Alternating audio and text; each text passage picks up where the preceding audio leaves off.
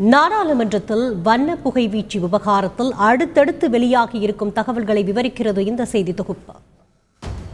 நாடாளுமன்றத்தில் வண்ண புகை வீசப்பட்ட விவகாரத்தில் விசாரணையை தீவிரமாக்கி இருக்கிறது டெல்லி சிறப்பு பிரிவு போலீஸ். மக்களவையில் வண்ண புகையை வீசிய மனோரஞ்சன், சாகர் சர்மா மற்றும் நாடாளுமன்றத்திற்கு வெளியே வண்ண புகையை வீசிய நீலம் அமோல் ஷிண்டேவை 7 நாட்கள் காவலில் எடுத்துள்ளது. சம்பவம் தொடர்பாக டெல்லி போலீஸ் பதிவு செய்திருக்கும் எஃப்ஐஆரில் மனோரஞ்சன், சாகர் சர்மா அணிந்திருந்த ஷூவில் வண்ணப்பொடியை வீசும் கருவிகளை வைக்கும் வகையில் துளையிடப்பட்டு தனி இடம் வடிவமைக்கப்பட்டுள்ளது என தெரிவிக்கப்பட்டுள்ளது. அவர்கள் வைத்திருந்த துண்டுச்சீட்டுகளில் ஜெய்ஹிந்த் வாசகம் மற்றும் மணிப்பூர் சம்பவம் தொடர்பான வாசகங்கள் இடம்பெற்றிருந்ததாக தெரிவிக்கப்பட்டுள்ளது. அதுபோக பிரதமர் மோடிக்கு எதிரான துண்டுச்சீட்டுகளும் அவர்களிடம் இருந்ததாக போலீஸ் தரப்பில் தெரிவிக்கப்பட்டுள்ளது.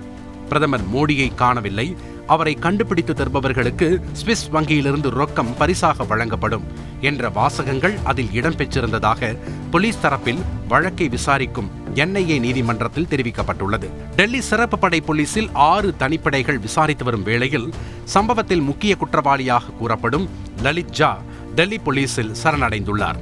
அவரையும் டெல்லி சிறப்பு போலீஸ் விசாரிக்கும் சூழலில் ஆதாரங்களை எல்லாம் அளித்துவிட்டதாக சொல்லியிருக்கிறார் லலித் ஜா. அதாவது, நாடாளுமன்றத்தில் வண்ண புகை வீசப்பட்டதும் ராஜஸ்தானுக்கு பஸ்ஸில் தப்பிய லலித் ஜா தன்னுடைய செல்போனையும் நண்பர்களது செல்போன்களையும் உடைத்து எரிந்துவிட்டதாக சொல்லியிருக்கிறார். இதைத் தொடர்ந்து அவருக்கு நெருக்கமான ராஜஸ்தானைச் சேர்ந்த மகேஷ், கைலாஷ் என 2 பிடித்து விசாரிக்கிறது டெல்லி போலீஸ். இதற்கிடையே அவர்களிடம் பிளான் பியும் இருந்ததாக அதிர்ச்சி தகவல் வெளியாகி இருக்கிறது. அதாவது, நீலம் மற்றும் அமோல் ஷிண்டேவால் நாடாளுமன்ற வளாகத்திற்குள் செல்ல முடியவில்லை என்றால் மகேஷ் மற்றும் கைலாஷ் மற்றொரு வழியாக உள்ளே சென்று மீடியாக்கள் முன்பாக வண்ணப்பொடியை வீசி எதிர்ப்பு கோஷங்களை எழுப்ப திட்டம் வகுக்கப்பட்டிருந்தது தெரிய வந்துள்ளது.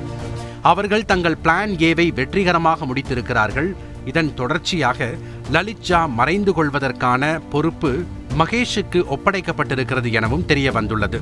அதன்படி லலித் ஜா ராஜஸ்தானில் கெஸ்ட் ஹவுஸில் தங்க தனது அடையாள அட்டைகளை வழங்கி உதவியிருக்கிறார் மகேஷ். தொடர்ச்சியாக கைலாஷ் மீடியாக்களில் வெளியாகிய தகவல்களை சேகரித்திருக்கிறார் எனவும் போலீஸ் தரப்பு தகவல்கள் வெளியாகியுள்ளன.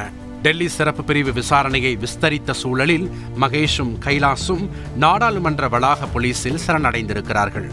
விவகாரத்தில் விசாரணை தொடரும் வேளையில் டெல்லி நாடாளுமன்றத்திலும் பாதுகாப்பு அதிகரிக்கப்பட்டிருக்கிறது. செய்திகளை உடனுக்குடன் தெரிந்து கொள்ள உடனே சப்ஸ்கிரைப் பண்ணுங்க.